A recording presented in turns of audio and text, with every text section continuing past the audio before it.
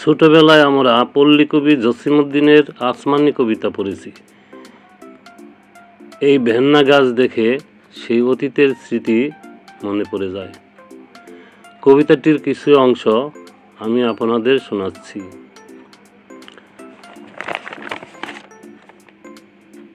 আসমানি কবিতাটি লিখেছেন জসিমউদ্দিন।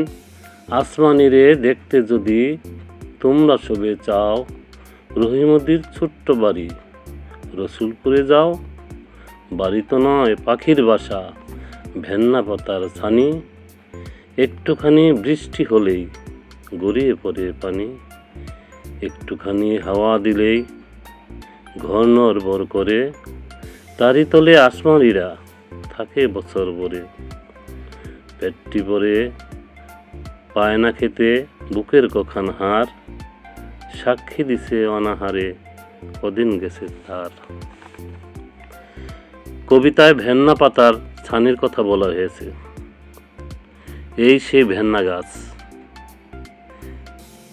এই গাছে পাতা দিয়ে ঘর ছানি দেওয়া হয়েছিল। এটা উপকারী গাছ। ভেন্না গাছের ফল থেকে তৈল হয় ও ঔষধি গুণে ভরপুর।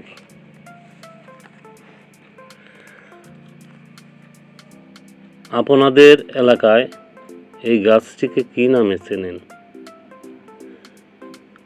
কমেন্ট করে জানাবেন।